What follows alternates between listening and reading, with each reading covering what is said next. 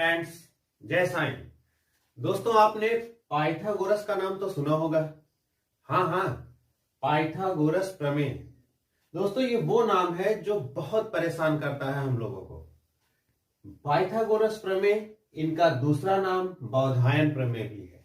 तो दोस्तों, आज हम लोग इसको सिद्ध करने वाले हैं। पाइथागोरस तो आप जानते होंगे, कर्ण का वर्ग बराबर आधार का वर्ग प्लस लंब का वर्ग। आज इसी प्रमेय को हम लोग सिद्ध करेंगे। वो है एनसीईआरटी मैथ क्लास 10th प्रमेय नंबर 6.8 6.8 प्रमेय, जो कि पाइथागोरस थ्योरम कहलाता है। आज हम लोग इसको प्रूव करेंगे। तो अगर जरा सी परेशानी है इसमें तो बने रहिएगा वीडियो के अंत तक। मैं हूं विजय राय और स्वागत करता हूं आप सबका सत्य साईं क्लासेस पर। अभी मजा आएगा ना।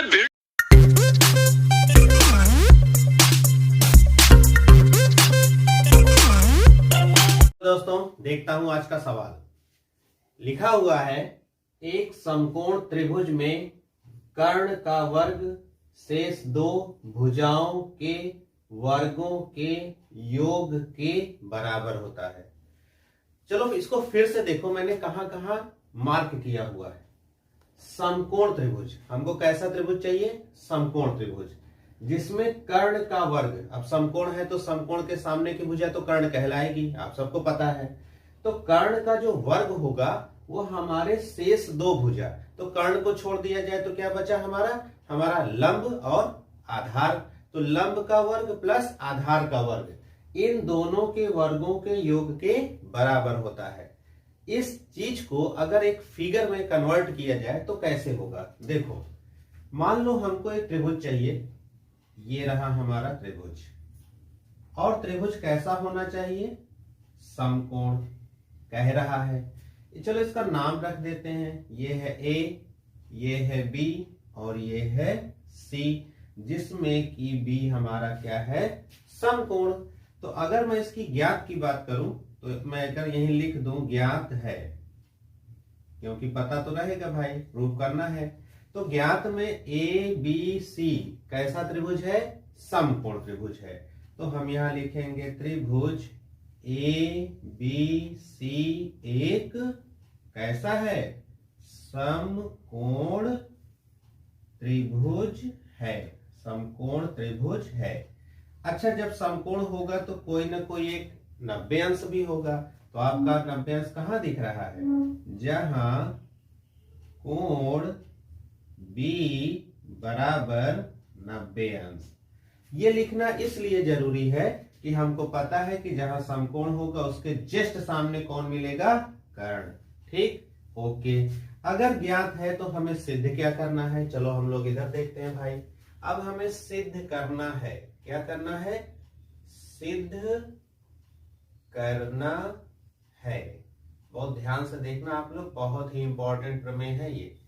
सिद्ध करना है। ये देखो, बोलता है कर्ण का वर्ग AC का वर्ग शेष दो भुजाओं के यानी इनके और इनके वर्गों के योग के बराबर। अगर इस चीज को मैं मैथ में लिख दूं तो ये बनता है, ये देखो, AC का वर्ग यानी कर्ण का वर्ग बराबर AB का वर्ग और प्लस BC का वर्ग।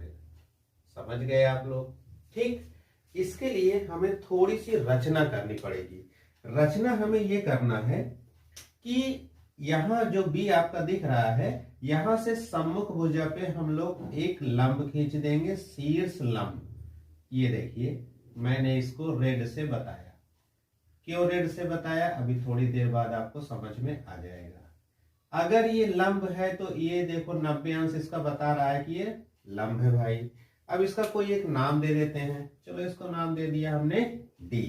तो रचना के अंतर्गत क्या आएगा कि बिंदु B से सम्मुख भुजा AC पर लंब ABD खींचते हैं। तो इतना बड़ा ना लिखकर हम इसको छोटे में लिख देंगे। रचना BD लंब है ना, देखो BD लंब, उल्टा टी बना देंगे तो लंब हो जाएगा। लंब है किस पर? AC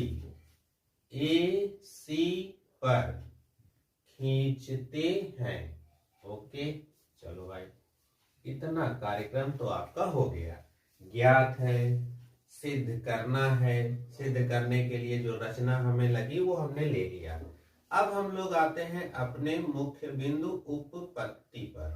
ठीक, थोड़ा सा ध्यान देंगे आप सब। हमें जो ABC मिला था वो समकोण त्रिभुज, और जैसे ही आपने इसको मिलाया तो ADB क्या है, ये भी समकोण है, देख लो यहां 90 है कि नहीं, और CDB भी समकोण है। तो चलो देखते हैं, पहले तो हम बड़े वाले को लेंगे AB और C।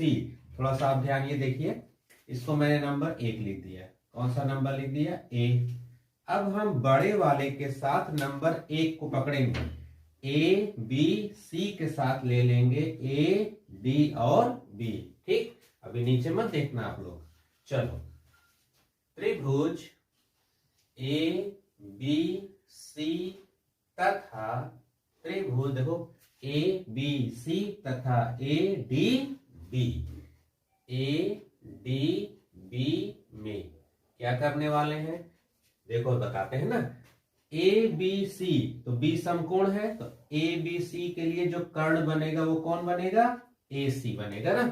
ठीक, अच्छा ये भी देखो पहले आप कि हमारे पास ABC 90 अंश था, तो ADB भी 90 अंश है, तो कोण ABC बराबर कोण ADB, और दो के दोनों कितने भाई लोग, 90 अंश। ठीक है ना। और अगर हम ABC बोलेंगे तब भी A आएगा, और ADB बोलेंगे तब भी A आएगा, यानी कोण A क्या है, उभय निष्ठ है। कोण A बराबर कोण A, कारण में आप लिख देंगे उभय निष्ठ कोण। ठीक ना भाई, उभय निष्ठ कोण हो गया। अब देखो, अगर किसी भी त्रिभुज के दो कोण बराबर हो जाए तो समरूप हम कर सकते हैं। कैसे समरूप कर सकते हैं, ये देखो, त्रिभुज ABC समरूप त्रिभुज ADB। किस वजह से, कोण कोण यानी एंगल एंगल समरूपता, समरूपता ये नियम हो गया आपका। डबल एंगल प्रॉपर्टी से हमने इसको क्या किया, सिमिलर कर दिया, समरूप कर दिया। अगर समरूप हो गया तो भुजाओं का जो वो होगा अनुपात वो बराबर होना चाहिए। तो देखो ABC के लिए कर्ण कौन है, AC है। कर्ण बटे कर्ण पकड़ेंगे ना, इनका कर्ण हो गया। अब ADB का कर्ण कौन है, AB देखो 90 के सामने। ठीक, चेक कर लो भाई, क्या ये कर्ण बटे कर्ण है ना। देखो AC भी कर्ण है और AB भी कर्ण है। चलो भाई, ये बराबर होगा किसके, इसको नहीं लेना है और इसको नहीं देखना है। तो ABC के लिए हमारे पास दूसरी भुजा बनती है कौन, AB, और इसके लिए बनता है AD। ध्यान से देख लो, तो AB बटा AD। अब इसको हमको करना है क्रॉस मल्टीप्लाई। ये देखो, अगर मैंने क्रॉस मल्टीप्लाई कर दिया तो AC का गुणा किनसे हो गया, इनसे हो गया ना। तो AC गुणे AD, और ध्यान से देखो AB का गुणा AB से हो रहा है, तो हो गया AB का स्क्वायर, और समीकरण 1 हो गया। ठीक, समझ गए भाई, अच्छी बात है। अब ध्यान ये देखना कि अब मैं एक वाले का कनेक्शन छोड़कर अब मैं आऊंगा इनके पास नंबर 2 के पास आऊंगा। हमारा टैली वही रहेगा। देखो पुनः पहले तो हम बड़े वाले को पकड़ेंगे, त्रिभुज ABC तथा अभी मैंने लिया था ADB ये वाला, अब मैं ले लूंगा CD और B। ठीक है, त्रिभुज CDB में सेम यही कार्यक्रम हम फिर करने वाले हैं। देख लो, ABC में B वाला समकोण है, तो CDB में ये वाला समकोण है। ध्यान से देखते रहो, इसी का फोटो कॉपी जैसा चलेगा। कोण ए बी सी यानी ए बी सी किसके बराबर है? सी डी बी के। कोण सी डी बी क्यों बराबर है? 90 अंश है दोनों। सही की गलत? अच्छा अभी देखो ए बी सी में सी आएगा, बिल्कुल आएगा, और सी डी बी में सी आएगा, आएगा। तो देखो भाई लोग, कोण कहां पहुंच गए हम लोग? यहां पहुंच गए, ए सी बी ना। ए सी बी बराबर कोण, कौन कौन आ गया भाई? बी सी डी, दोनों तरफ हमारा कोण आ गया, बी सी डी। कैसे आ गया? क्योंकि ये हमारा कैसा कोण है? उभयनिष्ठ, उभयनिष्ठ कोण। दोनों में आ गया ना। ये देखो यहां भी बीच में है और यहां भी बीच में है। अब इसके कारण ये काम हो सकता है कि नहीं हो सकता है? देख लो, त्रिभुज कौन सा लिए थे आप? ए बी सी समरूप त्रिभुज किसके? C D B. किस लिए? सेम यही बात आई। क्या बात आई? डबल ए समरूपता। ओके, अगर डबल ए समरूपता आ गया है तो देखो यही काम होना चाहिए कि नहीं होना चाहिए? अब इनका कर्ण कौन है? एबीसी का कर्ण है एसी और इनका कर्ण है कौन? बीसी। कैसे? ये देखो 90 के सामने, तो कर्ण बटे कर्ण लेते हैं। कौन है भाई? एसी। एसी बटे कर्ण कौन है? बीसी। ओके, अच्छा अब इसको तो हमको देखना नहीं है, तो ये देखो आधार बटे आधार, ये रहा आधार बटे कौन? आधार, तो बीसी बटे सीडी। हमें फिर से क्रॉस करना है, देख रहे हो ना। तो अब इसका गुणा हो गया है एसी गुणे सीडी, तो इधर लिख दो। चलो इधर लिख देता हूं भाई। अब हमारे पास आया है एसी गुणे सीडी, एसी गुणे सीडी, और बीसी से बीसी का गुणा हो रहा है तो हो गया बीसी का स्क्वायर। ये समीकरण हो गया 2। ठीक, अब देख रहे हो कि बोर्ड भर गया है तो मुझे इरेज करना पड़ेगा, तो मैं इरेज करता हूं। दोस्तों इरेज करने के बाद देखो, समीकरण 1 मिला था, समीकरण 2 मिला था, ये रहा हमारा समीकरण 1। समीकरण 1 ये था, समीकरण 2 ये था, ये था ना। अब हम लोगों को क्या करना है? समीकरण 1 और समीकरण 2 जोड़ना है। बहुत से लोग पूछते हैं हमसे ये सब कैसे पता चलता है कि जोड़ें या घटाएं? तो ये देखो यहां प्लस लिखा है कि नहीं, तो प्लस करेंगे तभी तो ये दोनों लोग प्लस होंगे, सही ना। बस वहीं से पता चल जाता है। तो अब हम लोगों को लिखना है समीकरण 1 तथा 2 को जोड़ने पर, आप दोनों को क्या कर रहे हैं? जोड़ रहे हैं। जोड़ने से लेफ्ट लेफ्ट जुड़ेगा और राइट राइट से जुड़ेगा। तो देखो लेफ्ट को मैं जोड़ रहा हूं, ए सी गुणे A D, okay, plus plus लगा दिया, और फिर ए सी गुणे सी डी। चलो भाई इनका कार्यक्रम हो गया। अब इसको देखो, यहां देखो ए बी का स्क्वायर प्लस बी सी का स्क्वायर, सही है।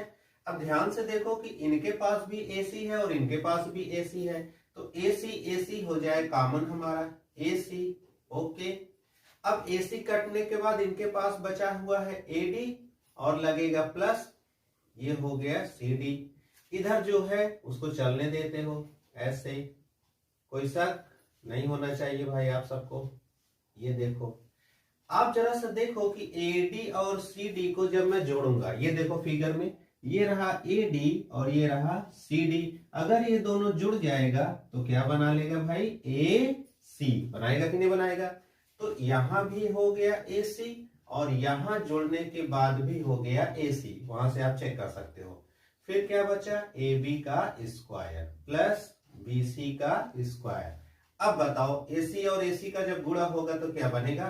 बिल्कुल ए सी का स्क्वायर बनेगा, और यहां बचा हुआ है ए बी का स्क्वायर प्लस बी सी का स्क्वायर।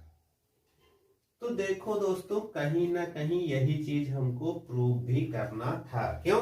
कर्ण का वर्ग बराबर आधार का वर्ग प्लस लंब का वर्ग या लंब का वर्ग प्लस आधार का वर्ग। तो देख लो, यही सिद्ध करना था। आगे अपना सवाल बहुत ही इजी तरीके से है। वीडियो भले ही थोड़ा सा बड़ा हुआ हो, लेकिन समझाने में तो समय लगता ही है। तो अगर बिल्कुल जरा से भी डाउट है तो वीडियो को थोड़ा सा पीछे लीजिए, फिर से देखिए। उम्मीद है आप सबको समझ में आया होगा। तो अगर समझ में आया है तो क्या करना है? लाइक करना है ना। लाइक करना है, दोस्तों में शेयर करना है, और अगर नए हो तो सब्सक्राइब जरूर कर लेना। इस वक्त हाई स्कूल का बहुत इंपॉर्टेंट पढ़ाई चल रही है। मैंने सोचा था कि लॉकडाउन में आप लोगों की मदद करूं। दोस्तों मिलूंगा मैं अगली बार। जय साईं।